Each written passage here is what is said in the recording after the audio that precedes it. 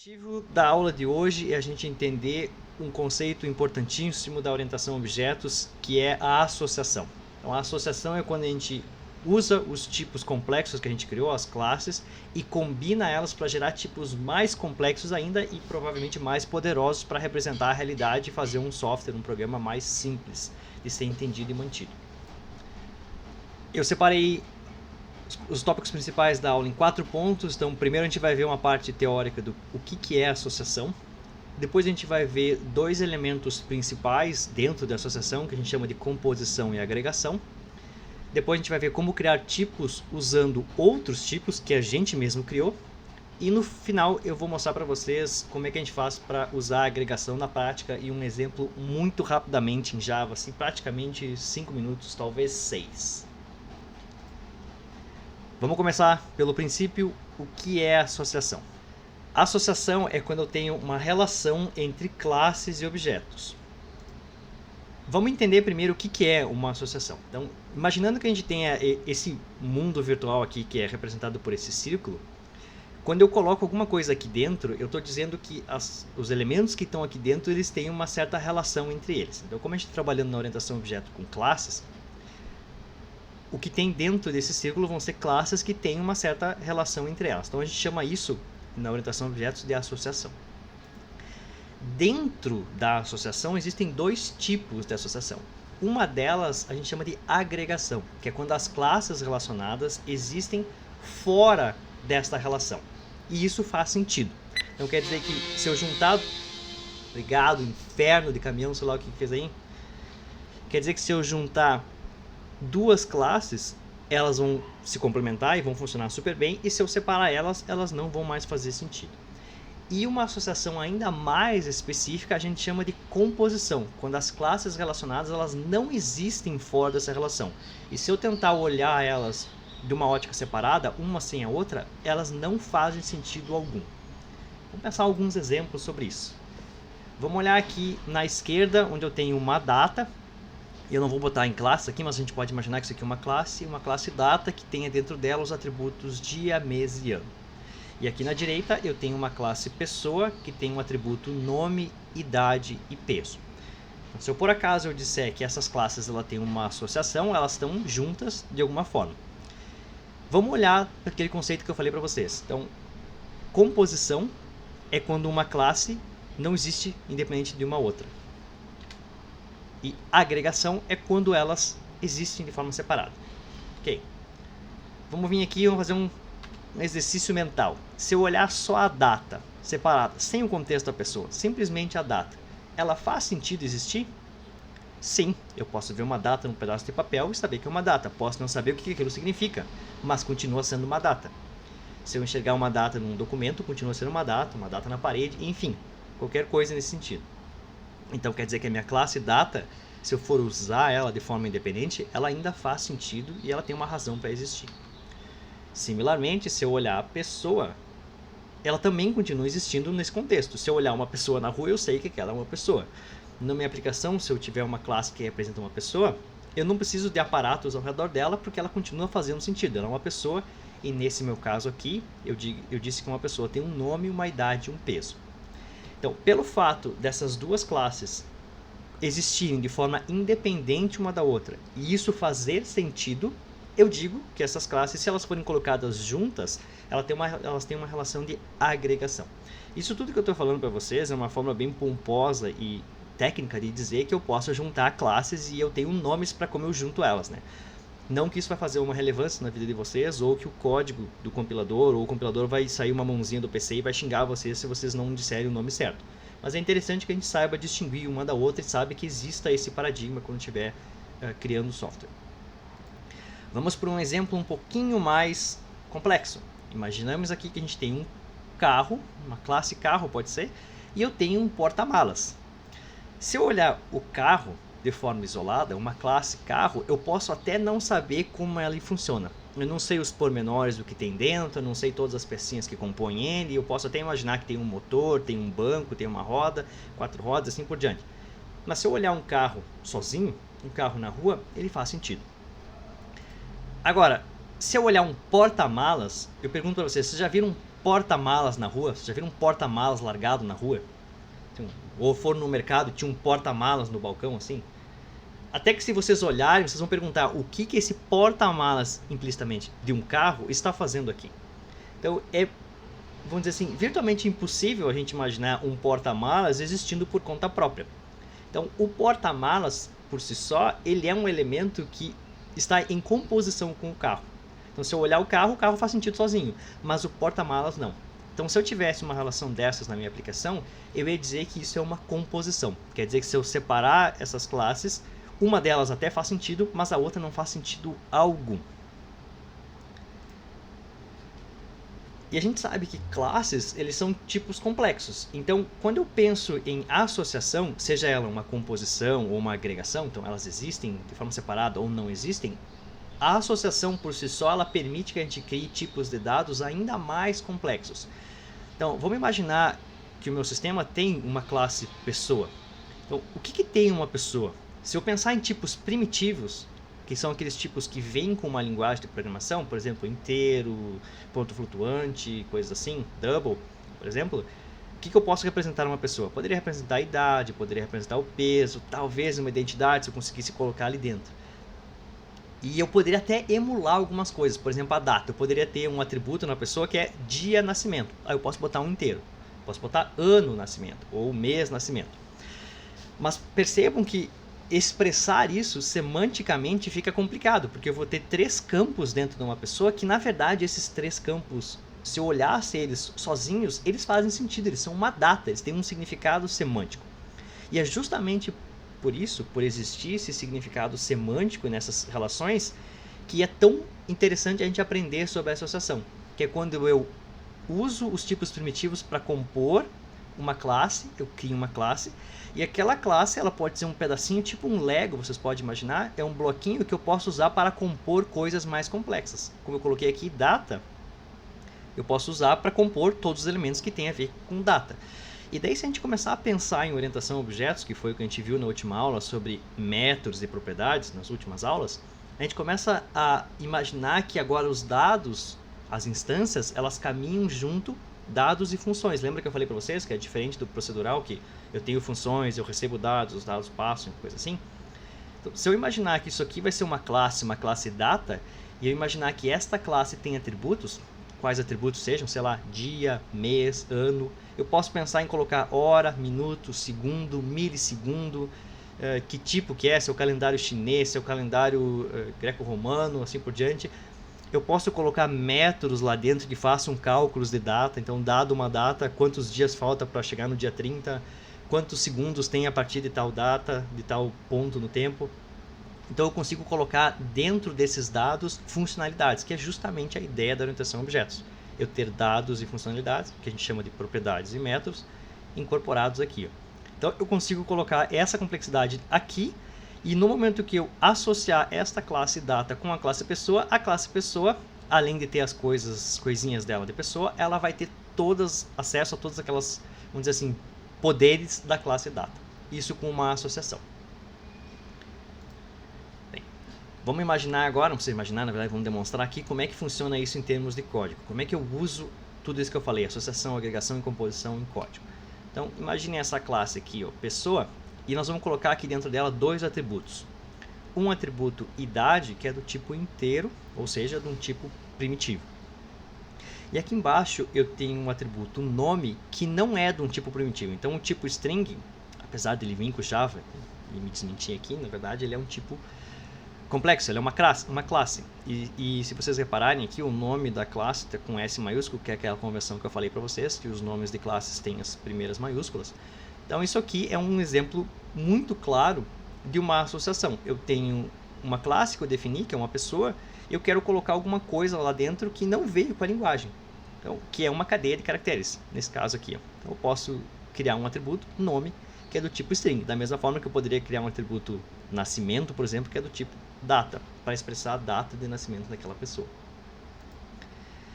E isso aqui é essa relação que eu falei para vocês. É simplesmente eu colocar um tipo abstrato dentro de um atributo da minha classe. Se eu só fizer isso aqui, vocês oficialmente podem colocar no currículo de vocês que vocês sabem associação. Talvez não saibam, mas que usam associação. Relembrando a primeira aula que eu falei para vocês, que a classe ela é uma definição formal de um conjunto de dados e funções, e que ela pode ser vista numa metáfora que ela é uma receita. Então, a partir de uma receita eu instancio alguma coisa. Então, uma receita de bolo eu instancio um bolo, receita de pão eu instancio um pão. No caso das minhas classes, a instanciação gera um objeto, que é um resultado, uma materialização daquela classe. Então, eu posso usar ele. E eu expliquei para vocês que, para mim poder usar uma instância de uma classe, eu sou obrigado a instanciar ela. E se vocês lembram, instanciar um objeto é fazer um new, que é alocar um espaço de memória para ela. Vamos pegar aqui um exemplo bem simples. Eu tenho uma string S.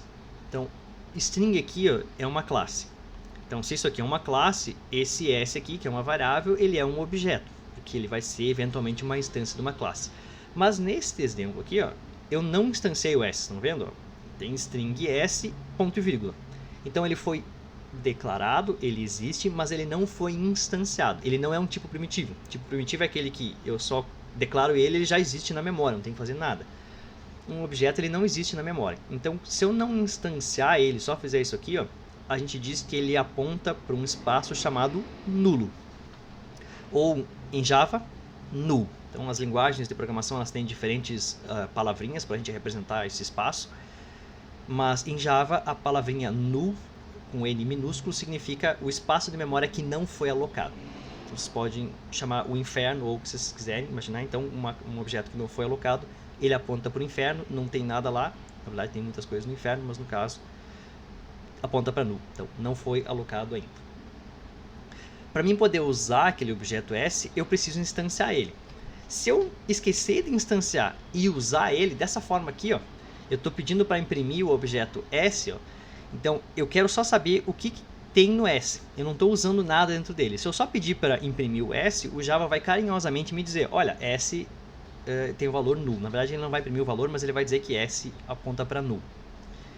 Então eu não posso usar ele justamente pelo fato de que ele está apontando para null. E perceba aqui que o fato de usar ele é eu fazer uma operação com ele. Então, tentar acessar algum dado que está lá dentro dele. Se eu só, no caso, imprimir ele aqui, ó, tecnicamente eu não estou usando ele, eu estou só imprimindo ele. Eu não estou indo até o espaço de memória dele e ir lá dentro pegando alguma coisa. Só estou pedindo para imprimir. Então, nesse caso aqui não dá nenhum erro, ele só imprime null. Agora, o que acontece quando eu tento fazer isso e eu esqueço de instanciar? Vamos pegar o exemplo aqui de uma classe um pouquinho mais complexa. Eu tenho a minha classe pessoa, que foi o exemplo que eu dei antes. Então, a minha classe pessoa tem dois tipos, dois atributos. Um atributo idade e um atributo nome. Sempre que vocês olharem uma classe, vocês vão olhar para os tipos dos atributos. Se o tipo for primitivo, vocês vão imprimir num papelzinho e também vão colar no banheiro no espelho do banheiro de vocês, como eu falei que era para fazer as outras coisas. Vocês vão lembrar. Tipo primitivo, basta que eu declare, ele já existe na memória. Tipo abstrato, tipo complexo, ou uma classe, eu preciso instanciar ele. Então quer dizer que se eu não instanciar um objeto pessoa e só declarar ele, vocês sabem agora que um objeto que foi só declarado e não foi instanciado, ele aponta para null. O mesmo vale para esses carinhas aqui dentro. Ó. Eu tenho na minha classe pessoa dois campos lá dentro. Um é um tipo primitivo, então no momento que eu instanciar um objeto pessoa, eu já tenho um campo idade lá pronto para mim. Mas o atributo nome é uma instância da classe string, então ele precisa ser instanciado também. Vamos ver aqui um exemplo. Declarei um objeto P do tipo pessoa e já na declaração eu instanciei para mim não esquecer. Beleza, quando eu faço essa operação aqui, ó, e eu tento por acaso usar o nome, ó, o que acontece? O P ele existe, ele foi declarado, ele foi instanciado. Ok. O que tem dentro do P? Tem o que a classe pessoa disse que tem que ter dentro de qualquer objeto pessoa, que é uma idade e um nome. A idade é um tipo primitivo, então eu sei por certeza que o espacinho, o campinho idade está lá preenchido, inclusive está preenchido com 0 para mim, porque o Java coloca 0 em todos os atributos primitivos de todas as classes. Agora o atributo nome, ele é uma instância, ele é um objeto da classe string, e ele não foi instanciado.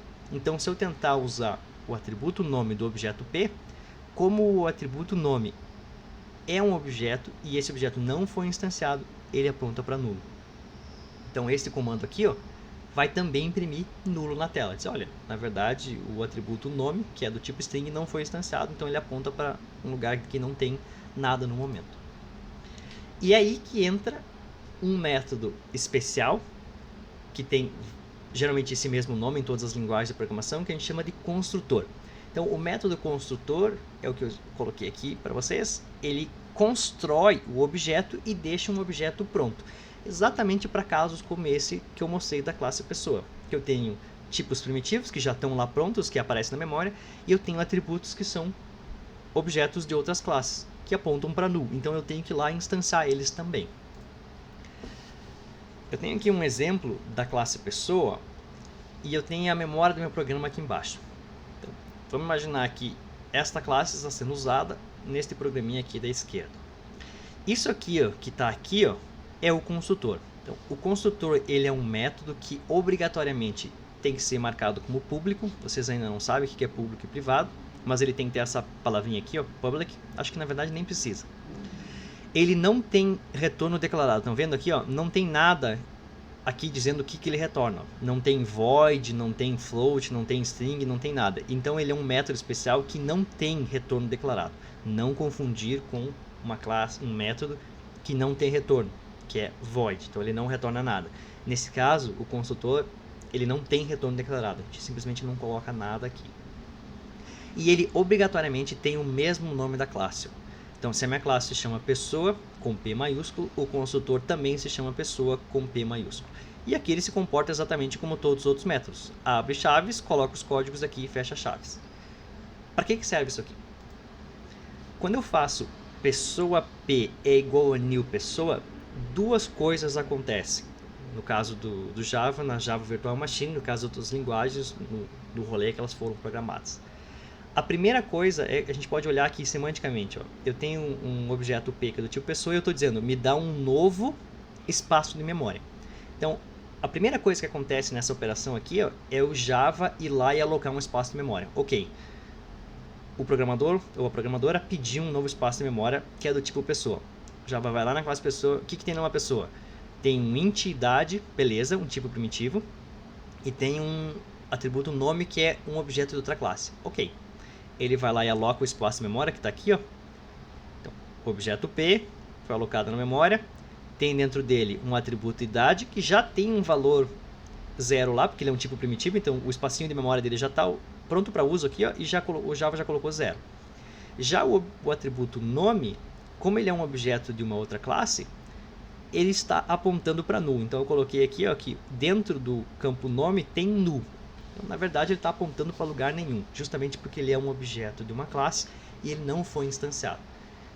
Então, essa é a primeira coisa que acontece quando eu faço new. Um espaço de memória é alocado para mim. Tipos primitivos já saem com um espacinho de memória pronto para uso. Tipos complexos, ou seja, objetos de outras classes, apontam para null.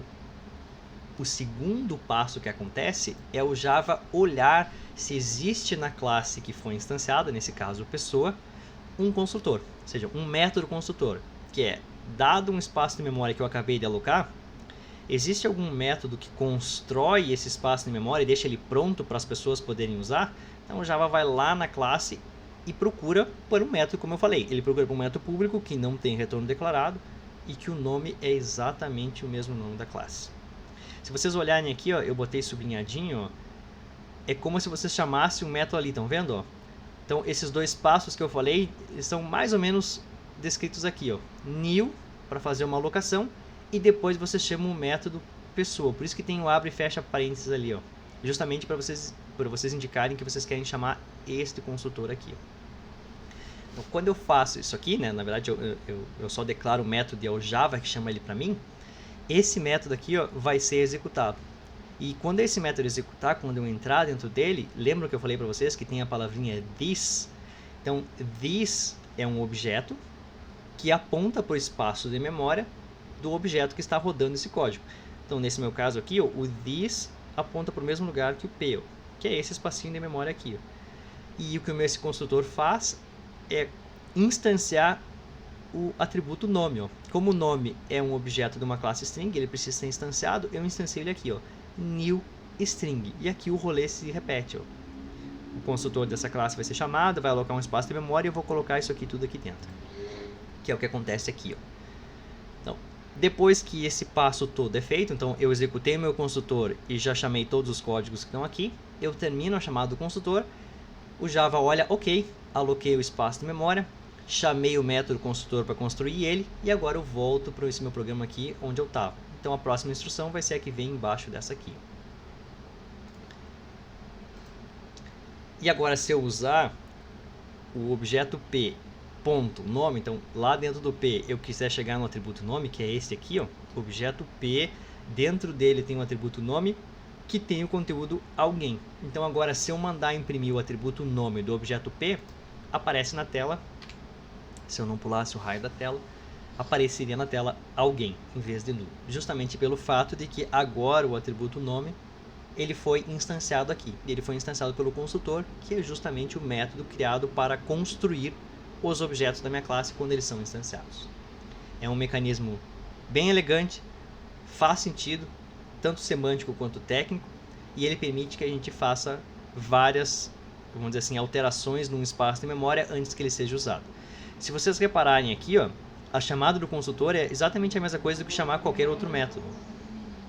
Então, um construtor ele pode receber parâmetros como qualquer outro método. Vocês podem vir aqui e colocar parâmetros. Por exemplo, sei lá, passar um inteiro, passar uma string, passar qualquer coisa, passar o que vocês quiserem aqui.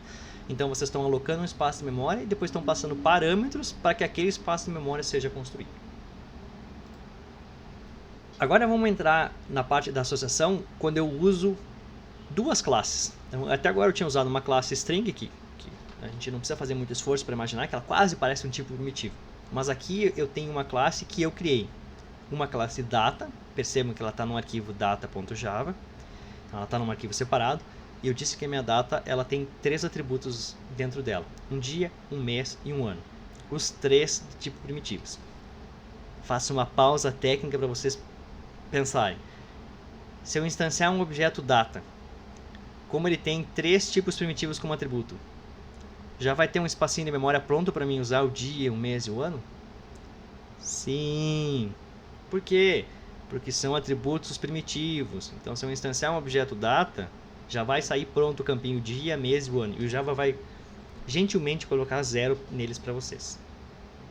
Agora, se eu olhar a classe pessoa que está aqui, ó, a classe pessoa ela tem 3 coisas dentro dela. 2 atributos e um método. Desses 2 atributos, um deles é do tipo primitivo, o campo idade, e o outro atributo ele é de um tipo complexo, ele é um objeto da classe data. Então quer dizer que se eu instanciar um objeto da classe pessoa, eu tenho pronto para uso o campo idade, que já está lá, mas o campo nascimento não está pronto para uso, pelo fato de que ele é um objeto da classe data e para mim poder usar ele eu preciso instanciar ele. E eu coloquei aqui já o exemplo do construtor que constrói aquele objeto. Então é exatamente o mesmo código de antes. Ó. Só que agora, em vez de instanciar uma string, eu estou instanciando uma data. Eu estou dizendo que quando esse meu espaço de memória for alocado, quando eu instanciar um objeto da classe pessoa, depois que o espaço for instanciado, eu quero que o Java chame este método construtor para que justamente eu vá lá no campo nascimento do objeto que está rodando esse construtor aqui, ó, por isso diz, e eu aloque um espaço de memória para que o nascimento também possa ser usado. Então, isso aqui vai garantir que este meu objeto nascimento aponte para um espaço de memória que é uma data. E aqui vai acontecer a mesma coisa, né? Quando eu alocar esse espaço de memória, eu estou pedindo um espaço de memória e depois eu vou chamar o construtor da classe data, que não tem nenhum aqui, ele nem precisa, né? Porque tudo é primitivo, não precisa construir nada. Vamos usar isso aqui, ó. Se eu só fizer pessoa P, ponto e vírgula, de novo, eu estou declarando o objeto P. Como ele é do tipo pessoa, independente de que tipo fosse, se eu não instanciar, o objeto P aponta para nulo. Olha lá, ó. P com o nullzinho.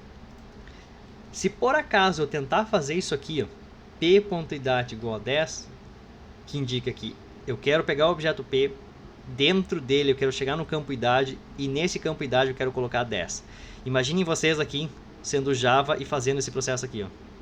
Vocês vêm para cá e querem tentar chegar aqui e achar o campo idade. Não tem o raio do campo idade, porque ele aponta para um espaço de memória nulo, ou seja, ele não foi instanciado, ele não tem um espaço para ele ser usado.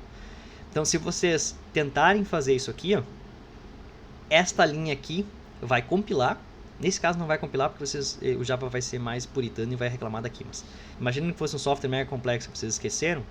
Se vocês tentarem fazer um uso de um espaço de memória, ou seja, de um objeto que aponta para nulo, vocês tentarem usar um dado que está lá dentro, o programa vai imediatamente terminar e vai aparecer na tela um null pointer exception. Então, para as pessoas que adoram escapar dos ponteiros em C e dizer que gostam de programar em Java porque não tem ponteiros, eu sinto acabar com a sua vidinha, mas Java é só ponteiros, tá? Cada objeto aponta para um espaço de memória, então todos eles são ponteiros. Esse erro aqui é um erro muito comum quando a gente programa em orientação a objetos, que é quando eu tento acessar um objeto ou um atributo de um objeto que não foi instanciado ainda. Então esse é o erro que aparece. Guardem ele, porque se aparecer numa linha, você tem que tentar descobrir o que está não alocado aqui. Ó. Nesse caso, o único lugar que não poderia estar alocado aqui teria que ser o P, né? Porque eu estou tentando acessar o atributo idade do P. Então, se eu não conseguir fazer essa operação, provavelmente o null pointer no P. Agora vamos fazer o exemplo de eu, em vez de só declarar o objeto P, eu realmente declarar ele e chamar o construtor, que está aqui. Ó. Quando eu fizer pessoa P igual a new pessoa, vocês sabem que o P é um objeto do tipo pessoa, e aqui está os dois passos que eu falei. Primeiro eu aloco o espaço de memória, e depois chama este construtor aqui para construir aquele espaço de memória. Quando eu faço isso aqui, então, está aqui o primeiro passo, que é a criação do espaço de memória, lembrando que todos os campos dessa instância da classe pessoa que forem primitivos já terão seus valores como zero. Se for double vai ser 0.0, se for inteiro vai ter 0. Como a minha classe pessoa ela tem uma idade e um nascimento, a idade é primitiva, então está lá o campo idade com 0 dentro. O atributo nascimento é um objeto da classe data, está lá o objeto nascimento nesse instante apontando para nulo. Depois que o espaço é alocado, eu vou chamar o construtor dele, que é esta chamadinha aqui, ó, pessoa, que vai vir para cá e vai fazer no objeto que está rodando esse código, que nesse meu caso é o objeto P, que aponta para esse espaço de memória aqui. Ó. Então, o this nesse caso é este quadradinho aqui, ó, essa coisa toda aqui. Ó. Então, lá dentro, nesse espaço de memória, no atributo nascimento, que é esta pessoinha aqui, eu vou fazer uma instanciação de um objeto do tipo data. E o processo vai se repetir, né? O Java vai olhar, ok, ele quer instanciar um objeto da classe data. O que é uma classe data? É um espaço de memória que precisa ter um dia, um mês e um ano. Os três são primitivos. Vê se tem um construtor, não tem. Devolve para cá e está alocado. O que vai acontecer aqui é que o meu objeto nascimento, depois que eu fizer o new e ele entrar lá e fizer o construtor e voltar para cá, esse dis.nascimento vai passar a apontar para um espaço de memória válido, que daí sim tem lá dentro um dia, um mês e um ano. Como é que eu faço para acessar esses elementos aqui? A gente já sabe que para mim acessar um elemento dentro de um objeto eu uso a notação de ponto. Então, se eu fizer p.idade, a gente já fez isso 1 milhão de vezes, o objeto p, lá dentro do atributo idade, quero colocar 10, que é esse carinha aqui. Ó. Até aqui nada interessante, vocês já viram isso várias vezes até essas aulas. Agora, se eu fizer p.nascimento.dia, aí sim é o objeto p, dentro dele eu quero o atributo nascimento, dentro do atributo nascimento, que é um objeto, eu quero o atributo dia, e como o atributo dia é do tipo primitivo, daí sim eu posso colocar um valor. Então, esse caminho aqui, ó, lido da esquerda para a direita, é o objeto P, está aqui, o objeto P. Ponto nascimento, dentro do P o atributo nascimento, está aqui, ó, este rolê todo aqui. Ó. Beleza. Dentro do nascimento, está aqui, ó, dentro do nascimento é esse espacinho aqui. Ó. Dentro do nascimento eu quero o atributo dia, que é este espacinho aqui. Ó. E como ele é um tipo primitivo, então eu posso colocar um valor aqui dentro, não preciso entrar mais ainda. E ali eu coloquei o 4, aparece o 4 aqui embaixo.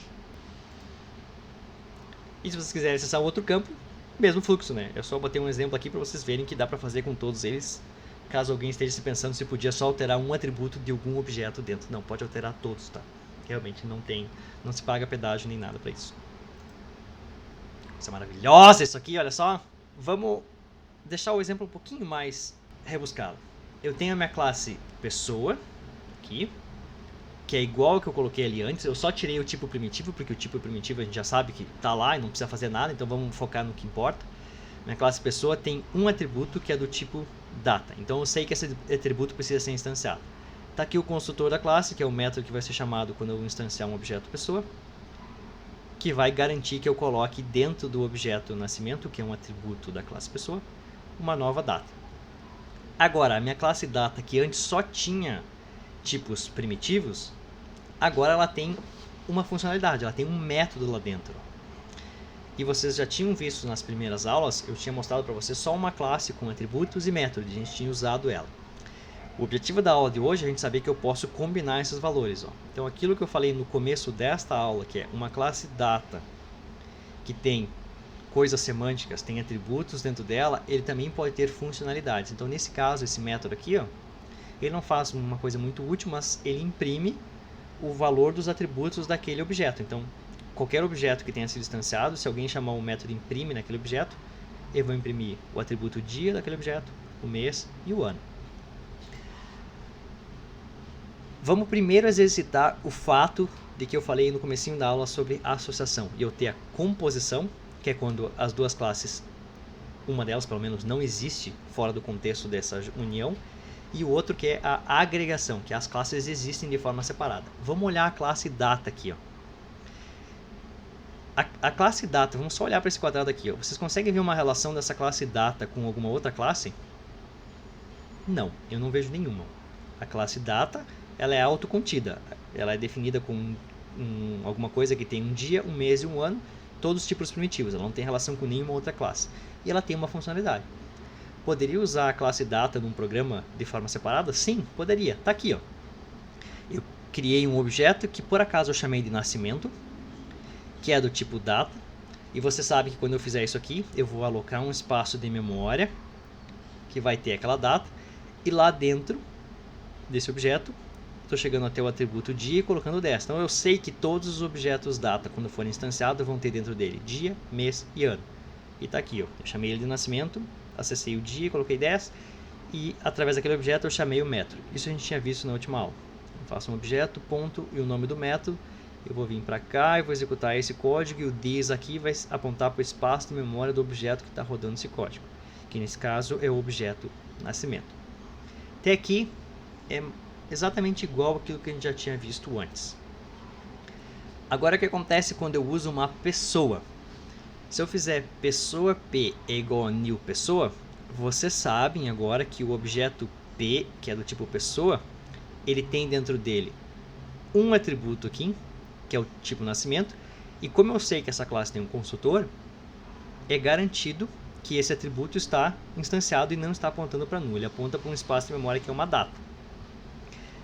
Depois que eu passar dessa linha aqui no meu programa, ó, que eu aloquei um espaço de memória, depois eu construí aquele espaço de memória, a partir do objeto P eu posso chegar dentro dos atributos dele. Então, qual é o único atributo que tem na minha classe pessoa? Um atributo nascimento. Reparem aqui, ó, se vocês por acaso ocultarem o P aqui, ó, esqueçam esse P ponto aqui. Ó. Põe na cabecinha de vocês, põe o dedo na tela agora e tapa o P ponto. Ó. E daí compara esta linha com esta linha aqui. Ó. Me diz qual a diferença dessas duas linhas aqui, ó, se a gente tirar o P ponto. Não tem nenhuma. Então, fazer associação, agregação e composição é usar as mesmas regras que a gente já conhecia e foi as regras que eu expliquei para vocês nos primeiros dias de aula. A diferença é que agora a gente vai ter que se lembrar que, ok, eu estou num objeto, dentro desse objeto tem um atributo. E esse atributo pode ser um objeto. Beleza, se for um objeto eu vou lá dentro dele e acesso as coisas, que é o que está aqui. Ó. O objeto pessoa tem dentro dele um atributo chamado nascimento, que é do tipo data.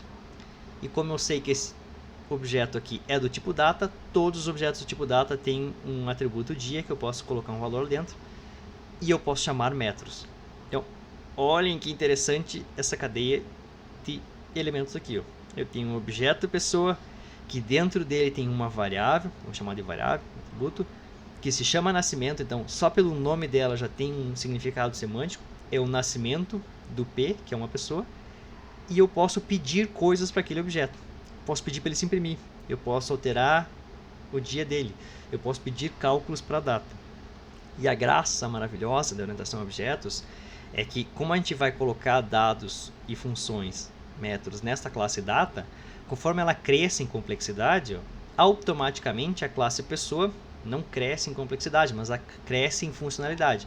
Pelo simples fato de que a minha classe pessoa tem um atributo nascimento. Então, se o atributo nascimento, que é do tipo data, e a classe data ficar mais esperta, ter mais coisas disponíveis, automaticamente a minha classe pessoa também tem aquelas coisas, porque ela tem dentro dela, ela está agregado, nesse caso aqui, um objeto pessoa. Uma salva de palmas para esse funcionamento. Coisa maravilhosa, a pessoa diz que orientação a objeto foi criada para estragar o planeta. Estragar o planeta as pessoas que não sabem programar. Inferno. Ok, vamos vir para cá agora e vamos começar a misturar esses dois conceitos que eu falei para vocês. Eu tenho uma classe data que agora, além de ter dois atributos primitivos, ela tem um atributo complexo. Então ela tem um atributo que é um objeto do tipo string. Percebam que agora as coisas começam a ficar um pouquinho mais complicadas. As minhas classes elas podem ter tipos primitivos e complexos, então elas podem ter atributos que são objetos, e eu tenho que me lembrar de instanciar aqueles objetos. A melhor analogia que vocês podem imaginar é aquela ideia que eu falei do micro-ondas para vocês. Quando você aperta o botão play do micro-ondas, vocês querem que o negócio funcione, esquente a comida de vocês, faça o rolê que tem que fazer. Ninguém quer apertar no botão esquenta do micro-ondas e ter que abrir o raio do micro-ondas com uma chave de fenda e lá dentro e mexer nos fiozinhos para que o negócio ligue. Mexer nos fiozinhos é alguém que programou uma classe esquecer de criar um construtor que instancia um atributo que é um objeto. É literalmente, se eu instanciei um objeto data e ela tem dentro dela um atributo que é uma instância de uma classe e eu não tenho um construtor, alguém vai ter que instanciar esse rolê, alguém vai ter que pagar esse BO. Então, esse alguém vai ser alguém que não gostaria de saber como é que a classe data funciona e vai ter que ir lá e vai ter que alterar. Não é o caso aqui. Eu tenho a minha classe data que tem um construtor e quando esse construtor for chamado, eu coloco dentro do atributo animal, do objeto que estiver rodando esse código, né, do espaço de memória que está sendo rodado, uma string nova que eu chamei aqui de dragão. E além disso, minha classe data tem um método imprime que imprime o dia e o mês. Então, dois atributos primitivos e um método. Mesmo esquema aqui, igualzinho antes, a classe pessoa tem um objeto nascimento como atributo, que é do tipo data. Como eu falei, agora minha classe data está um pouquinho mais complexa, ela tem um método imprime e um construtor. Se eu só usar isso aqui, ó, de novo, uma outra analogia. Vamos pegar o que está aqui e vamos descontextualizar essas duas classes. Vamos só imaginar que existe um programa em Java que faz isso aqui. Ó. Eu tenho um objeto em qualquer lugar do meu programa, chamado animal, que é do tipo string, e eu instanciei ele. O que eu posso fazer? Eu posso colocar coisas lá dentro. Então eu posso fazer isso aqui, eu já expliquei para vocês, que é o wrapping de novas classes. Então, aquele é o meu objeto que apontava para aquele espaço de memória, agora aponta para esse espaço de memória. Então, tem dentro do conteúdo do animal rato, e como ele é uma instância de uma classe, eu posso pedir coisas para ele. Um dos métodos da classe string é o método char_at, que tem um T a mais aqui, não deveria ter esse char_at, é só char_at, que eu posso dizer o índice que eu quero, começando com 0, e ele vai me retornar o caractere que tem naquela posição. Então, no caso do objeto animal, que tem dentro dele rato, no conteúdo, o caractere na posição 0 é o R, na posição 1 é o A, 2 e assim por diante. Olhem esse programa aqui, ó. É um objeto animal do tipo string, foi instanciado, está sendo usado. Agora, o mesmo uso, de novo. Eu tenho agora um objeto P que é do tipo pessoa. Você sabe que quando isso aqui acontecer, de novo, o new significa aloca um espaço de memória. Depois chama o consultor, que vai vir para cá, vai pegar aquele espaço de memória, no atributo nascimento, vai instanciar, vai deixar pronto para uso. Então esse atributo vai ter as coisas que tem numa classe data. E aqui eu vou usar. Então o objeto P, dentro dele eu sei que tem um atributo nascimento. Como o atributo nascimento é do tipo data, que eu coloquei aqui um atributo bem esdrúxulo lá dentro, só para vocês verem a diferença. Ó. P.nascimento, nascimento do tipo data. Dentro da data eu tenho um atributo animal, que eu coloquei rato. Olhem essas linhas aqui. Ó. Que bom que essa aula está sendo gravada. Vejam essa aula em loop pelo menos por 30 minutos. Olhem essas duas linhas aqui. Ó. Qual a diferença entre elas? Ah, essa aqui tem um objeto. Eu não consigo entender. Essa aqui eu entendo, porque não tem um objeto. Vou explicar uma metáfora agora. Quando vocês pensarem num objeto, como está aqui, ó, qualquer objeto, o objeto P, o objeto animal, o objeto nascimento, pensem que esse objeto ele é, na verdade, um nome que por debaixo dos panos aponta para um espaço de memória. Então o que vocês estão fazendo aqui, ó, é dizer o seguinte: eu quero um nome chamado animal. E este nome, que eu chamei de animal, aponta para um espaço de memória. Tá aqui o animal, tá? Eu vou desenhar um quadradinho aqui, ó. Esse quadradinho é o objeto animal, que é aquele que está ali, ó. Então, esse aqui é o animal. Não vou conseguir escrever bonitinho, mas esse aqui é o animal, tá?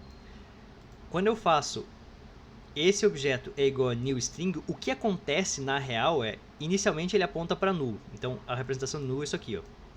O objeto animal, que é esse aqui, ele está apontando para null. Quando eu faço animal é igual a new string, o que eu estou fazendo na real é dizer, ok, objetinho, não aponta mais para null, faz favor. Aponta agora para um espaço de memória que tem... Olha ali, eu posso fazer risquinhos, que coisa fantástica. Aponta para um espaço de memória que tem lá dentro dele a composição de uma string. Então, no caso do Java, sei lá como é que é a composição de uma string. Vai ter as coisas lá de string, vai ter uma cadeia de caractere, vai ter os atributos e assim por diante. Quando eu passo para essa linha aqui, ó, eu estou dizendo animal aponta para um espaço de memória. E como eu sei que isso aqui tem um wrapping, na verdade o que tem aqui é alguém chamando um new de novo, um new string. Só que quem coloca esse new string para mim é o Java. Então, quando eu faço isso aqui, ó, esse meu objeto animal, que antes apontava para esse espaço de memória, agora deixa de apontar para esse espaço de memória, para de apontar para cá, e agora ele passa a apontar para esse espaço de memória aqui, ó. Então ele vai vir para cá e agora vai apontar para um outro espaço de memória, que é um espaço de memória que contém agora a string rato e todos os atributos daquela coisa. Isso acontece para todos os elementos. Como o caso aqui, ó, eu tenho o objeto P. O P, que está aqui, é uma caixinha que aponta para um espaço de memória, que tem o que lá dentro dele? Todas as coisas de uma pessoa. O que tem uma pessoa? Só tem um campo numa pessoa, que é o campo nascimento. Está aqui, ó. Eu vou desenhar aqui e escrever nascimento. Vai ser difícil, mas imagine que aqui está escrito nascimento.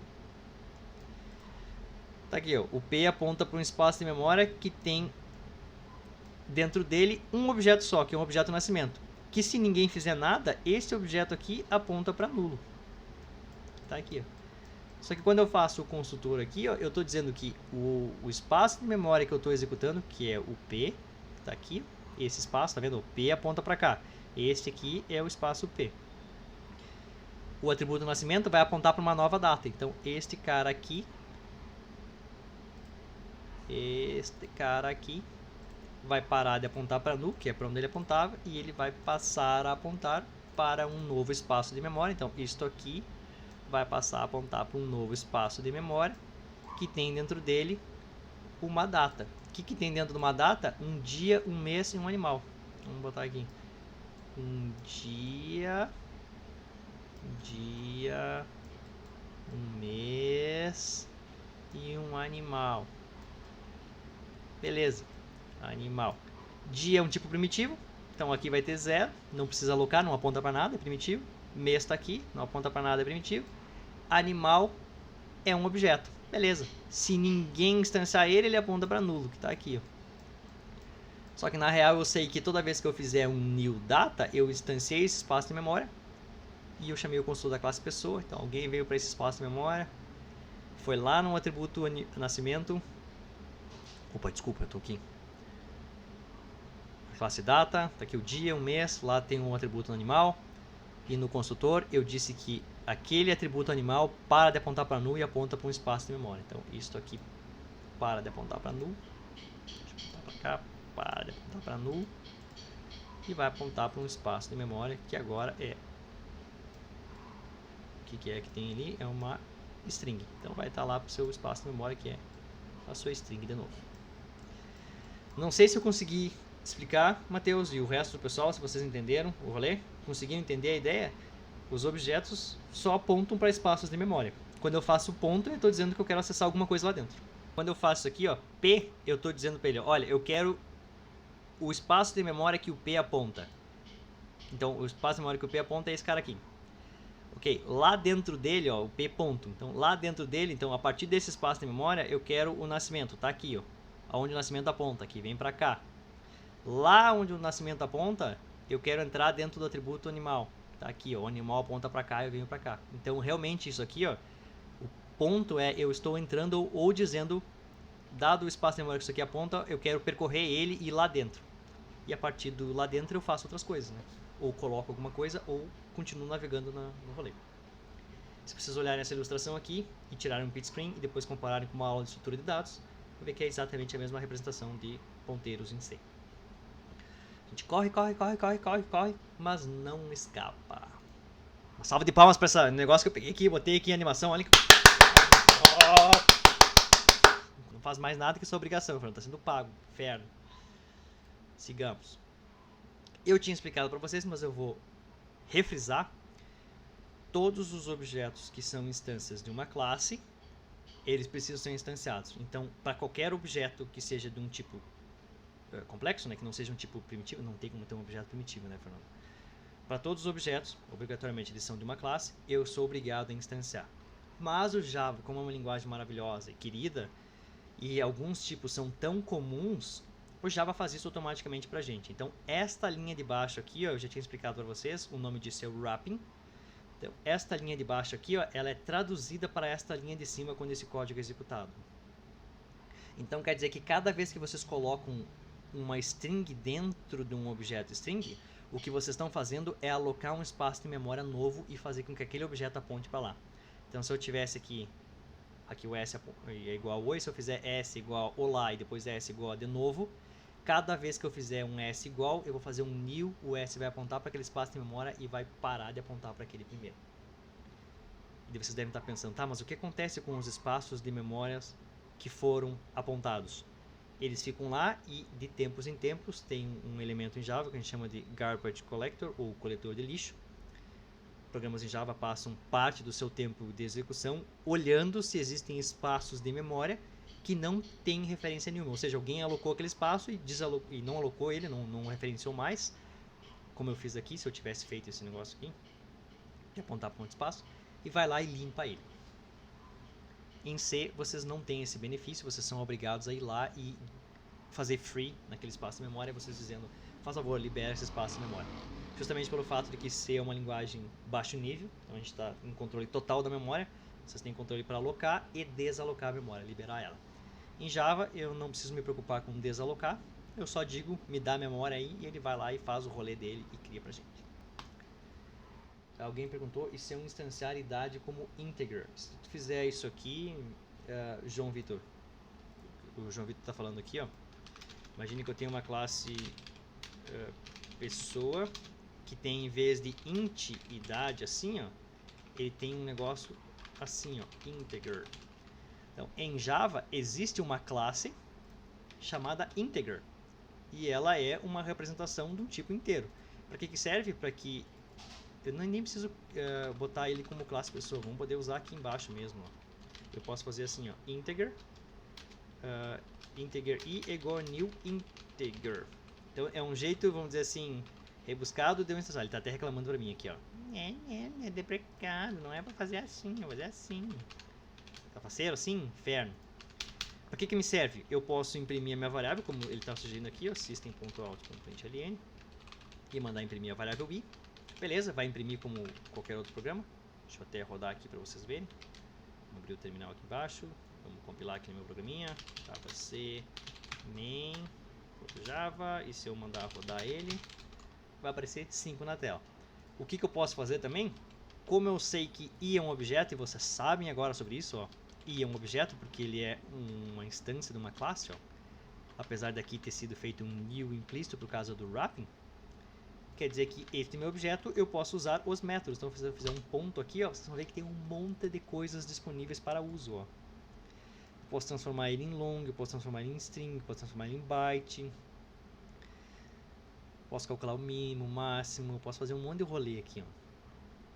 Isso se vocês quiserem, por acaso, ter mais funcionalidades no inteiro, né? Se um dia alguém inventar um inteiro de 129 bits, já pode estar, já funciona aqui, já está pronto. A gente vai ver quando a gente aprender sobre polimorfismo, como a gente pode usar esse tipo de coisa a nosso favor, né? Então, agora, por enquanto, é só para vocês saberem que é uma forma de eu representar um dado. O que eu quero mostrar para vocês é o seguinte. A gente acabou de ver sobre associação, e uma coisa que eu quero frisar para vocês é aquele desenho ali que eu falei da memória. Então, vamos olhar aqui o que acontece. Quando eu declarar um tipo primitivo, deixa eu desabilitar isso aqui, porque não quero que fiquem me falando. Isso aqui é um negócio que vocês vão imprimir também e botar na frente do espelho do banheiro de vocês. Já vai ter muitas coisas que vocês têm que ler todos os dias, que é o seguinte: se eu tiver uma variável A, que tem o valor 20, e eu tiver aqui uma variável B, que tem o valor 10, por exemplo, tanto A quanto B são variáveis de tipos primitivos. Independente se elas estão sendo usadas aqui como variáveis ou se elas são atributos de uma classe, tá? Se for tipo primitivo, ela já tem um espaço de memória dela alocado e pronto para uso. Isso quer dizer que se eu fizer A é igual a B, como isso aqui é um tipo primitivo e como isso aqui é um tipo primitivo, exatamente, primitivo aqui, e o espaço de memória dele já está alocado e pronto, o que está acontecendo é pegar o valor que está lá, que nesse caso é 10, e copiar para cá. Então, se eu tiver dois elementos que são primitivo de um lado e primitivo de outro, e eu fizer uma operação aqui, ó, o que vai acontecer é uma cópia. Vejam essa parte do vídeo em loop também, por pelo menos 30 minutos. Primitivo na esquerda, primitivo na direita, e eu fizer alguma atribuição, eu copio o valor deste para este. Ok. Agora, o que acontece se eu tiver um objeto e eu fizer assim, ó, string A é igual a... Vou usar um new string aqui para ficar bem explícito. String A é igual a ABC.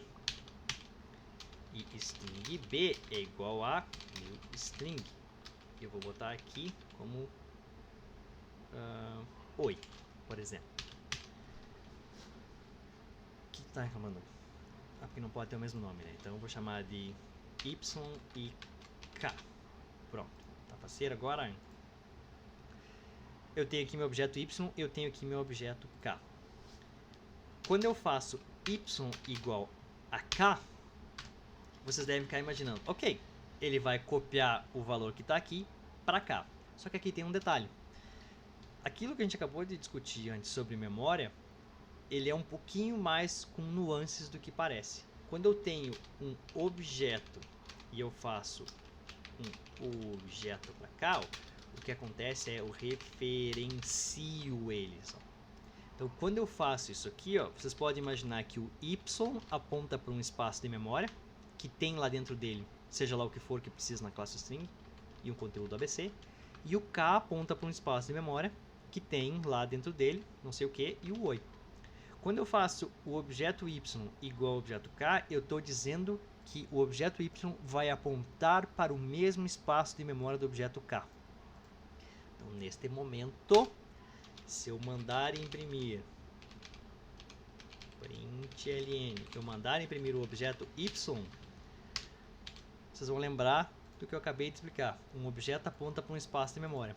Eu estou mandando imprimir o Y. O Y aponta para qual espaço de memória? Ele passou a apontar para o espaço de memória que o K aponta aqui. Ó. Então, para onde o K aponta? Para cá. Ó. Se eu rodar este programinha aqui,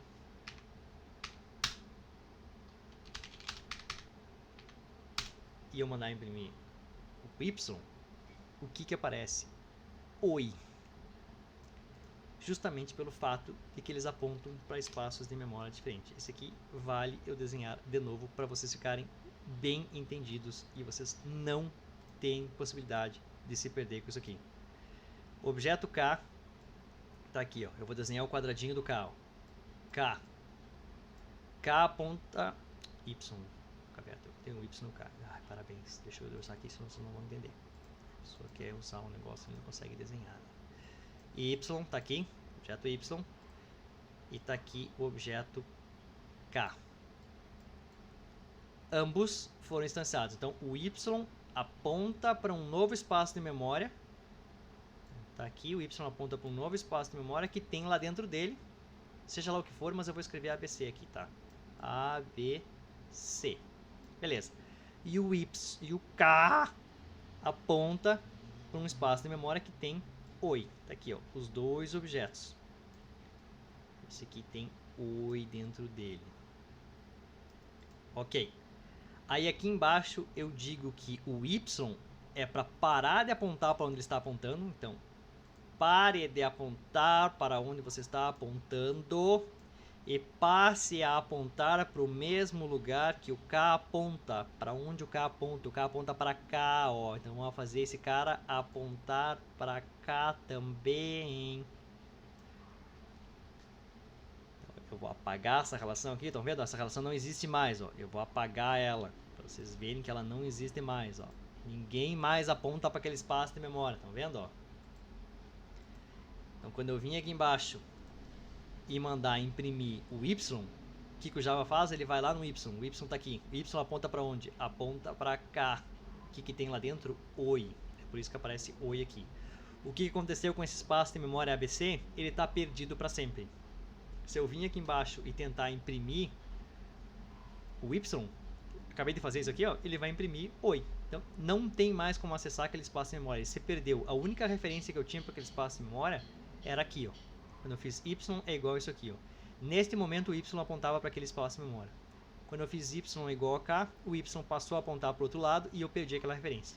Então este carinha aqui, ó, daqui a pouquinho vai passar o coletor de lixo do Java e vai vir aqui, vai apagar ele e dizer, ó, faça favor, isso aqui já foi declarado, ninguém está usando ele, eu vou apagar ele da memória. Isso é um negócio que vocês não podem esquecer. Repitam comigo mentalmente aí. Se eu tiver uma variável, que seja, pode ser uma variável, pode ser um atributo, reflitam sobre essa frase, pode ser um atributo. Isso quer dizer que pode estar dentro de uma outra classe. Se o campo, que for um atributo, ou seja, uma variável, o que for do tipo primitivo, o que acontece? Repitam comigo. O que acontece se tiver duas coisas primitivas? O que acontece botar dois tipos primitivos, um igual ao outro? O que acontece com o valor do segundo em relação ao primeiro? Cópia. Obrigado por essa participação maravilhosa, vocês vão aparecer nessa aula depois. O que acontece se eu tiver dois objetos, um igual ao outro, eu copio todos os campos dele? Não. O que acontece com um objeto igual ao outro? Referencio. O que quer dizer referenciar? Quer dizer que um objeto passa a apontar para o mesmo espaço de memória do outro objeto. Porque é muito inteligente, né, para otimizar o uso de memória. Parabéns, Java, arrasou. Exatamente, vocês viam fazendo isso em C e vocês não elogiavam nada em C. Agora que viram em Java, estão dizendo que o Java é legal. Viu como C era muito mais legal? Tem isso em Python? Tem também, porque todas as linguagens orientadas a objetos, todos os objetos são ponteiros para as memórias, apesar de todas as mentiras e contos de fadas que as pessoas contam para vocês. Eu quero só mostrar um detalhezinho para vocês, que é o seguinte. Se eu tiver uma classe pessoa aqui, ó, e eu vou fazer um exemplo bem capcioso para vocês. Ó. Eu vou apagar tudo que está aqui para a gente focar no que está acontecendo. Eu tenho uma classe pessoa. Eu vou botar um public void, então esse método não retorna nada. E ele recebe altera. Ele recebe um A. E eu faço A igual a 90. E aqui eu tenho um int A. Eu faço um pessoa p igual a new pessoa. Eu faço p.altera. Eu faço a aqui. E eu imprimo isso aqui.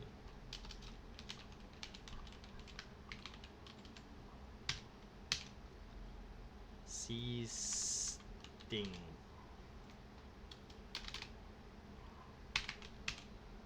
Valendo. Poderia valer nota, mas não valendo um Pix de alguma coisa, não vou valer Pix, porque só expondo dados pessoais das pessoas que a gente paga Pix. Eu tenho chave aleatória, fica tranquilo. Como é que é? Eu tenho uma chave aleatória, fica tranquilo. Eu tô dizendo que eu só pago Pix quando eu exponho os dados pessoais das pessoas nas aulas, entendeu? Ah, entendi. Então, a tua chave aleatória ela é aleatória para as pessoas não te conhecerem, mas não vai fazer com que eu transmita dinheiro para a chave aleatória, entendeu? Ah, entendi. Que triste. E eu realmente acho triste as pessoas que não dão aula.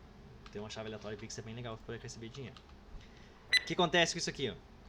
Eu vou vir aqui passo a passo com vocês. Eu tenho o A. O que é que acontece quando eu tenho um tipo primitivo igual a um outro tipo primitivo?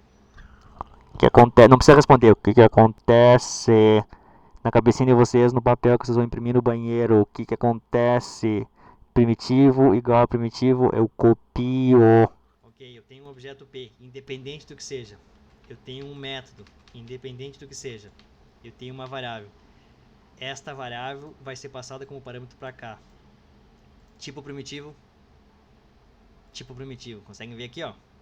Eu estou colocando aqui. Então, quando eu chegar neste método aqui, ó, eu vou pegar o A lá de cima da função altera. Então, o A da função altera vai receber o A deste main aqui, ó. Então, este A aqui, que é o A do main, vai ser colocado lá no A do altera. Qual é o tipo do A da main e o tipo do A da altera? É do tipo inteiro, inferno. Tipo inteiro com I minúsculo é primitivo. Se tiver primitivo, quer dizer que copia o valor. Então, se eu fizer isso aqui, ó, quanto vale o valor do A que está na função da classe main, no método da classe main? Vale 20. Então, vou botar aqui, ó, 20. Então, o 20 vai ser copiado para dentro da variável A do altera. Então, 20 é copiado para cá. Quer dizer que quando eu vim para cá, ó, e chegar aqui, ó, este A tem o valor 20, que alguém passou para ele. Por acaso, esse alguém que passou foi aqui, ó. Quando eu vim para esse método, aqui dentro, independente, eu posso fazer o this para acessar o espaço de memória dessa classe, que não tem nada aqui nesse caso, mas eu estou fazendo A é igual a 90. Qual A? Este A aqui, ó, o A que existe nesse escopo aqui, ó. E eu estou colocando 90 dentro de uma variável primitiva. O que acontece quando eu coloco um valor primitivo numa variável primitiva? Eu copio este cara para cá. Quando eu chegar no final dessa função, isso aqui termina. Então quer dizer que todo esse escopo vai para o inferno. Tanto esta variável que está aqui e o valor que eu coloquei nela. Isso aqui tudo vai para o inferno. E eu volto para cá. Quando eu voltar para cá, a única coisa que me sobra aqui, ó. Então este cara foi para o inferno, porque a gente acabou de retornar essa função. Eu estou nessa linha de baixo aqui. Então aquele escopo não existe mais. Só tem para mim disponível aqui o A da main. E quando eu mandar imprimir isso aqui na tela, ele vai imprimir o valor 20. Então, se eu rodar isso aqui, ó, Java C, main do Java, e eu mandar rodar isso aqui, olha lá, ó, 20. Agora o detalhe mais importante é, se eu tivesse aqui, vamos botar uma outra classe aqui qualquer, class outro, que tem um int A aqui dentro. Outro é uma classe que tem um atributo chamado A. Em vez de receber como parâmetro um inteiro, eu vou mandar um objeto do tipo outro. E aqui dentro eu vou pegar... Isso aqui é um nome horrendo, né? Vou chamar de qualquer outra coisa. Meu campo. Então eu vou fazer a.meuCampo igual a 90. Agora se eu vim aqui e fizer pessoa P igual a new pessoa, tá lá, classe pessoa, e eu fizer outro O é igual a new outro, e eu fizer assim, ó, e eu mandar imprimir aqui o.meuCampo, vamos fazer os passos que está acontecendo aqui. Independente do objeto P, eu vou chamar o método altera. O método altera recebe como parâmetro o outro A. Vou colocar aqui, ó, outro A. Vai receber o quê? Vai receber o O. Quem é o O? É o objeto O da main. Então, é o outro O da main. O que eu venho falando nos últimos 25 minutos sobre colocar um objeto igual ao outro, que são do tipo complexo. O que acontece quando eu faço um objeto igual ao outro? Aponta. Tá lá, alguém botou no chat, obrigado. Aponta. Então, o objeto A, que está aqui, aponta para o objeto O. Quem é o objeto O? É este cara aqui, ó. Estão vendo aqui, ó? Então, quando eu entrar nessa função aqui, ó, este objeto A vai estar apontando para o mesmo espaço de memória do objeto O, que é este cara aqui, ó. Então, quando eu vim aqui dentro e fazer A.meuCampo, é o objeto A quem que o A aponta? O A aponta para o mesmo espaço de memória que o O aponta, e o O aponta para esse espaço de memória aqui, ó. Então, o campo deste cara aqui é a mesma coisa que eu tivesse feito A.meu_campo igual a 90. Que é o que está acontecendo ali em cima, ó. A.meu_campo, o A está apontando para o O aponta para esse espaço de memória, esse espaço de memória acabou de receber no atributo meu_campo 90. Quando eu terminar essa função, este escopo vai para o inferno. Quem é o escopo? É aquela variávelzinha A ali, ó. Essa variávelzinha A, ela aponta para um espaço de memória. Então, ela vai para o inferno, ela desaparece, mas o espaço de memória que ela aponta não desaparece. Então, quando eu retornar essa função e vir para cá, e eu mandar imprimir o O.meu_campo, o meu campo vai ter 90, que é o que eu acabei de alterar ali. Olha lá, ó. Isso aqui é o que realmente faz com que vocês entendam o que é orientação a objetos. Orientação a objetos nada mais é do que vocês alocando espaços de memória e passando esses espaços de memória para lá e para cá. Alguns espaços de memória têm outros espaços de memória dentro deles, e outros, e alguns métodos. Outros não têm, são tipos primitivos, e eu só uso esses.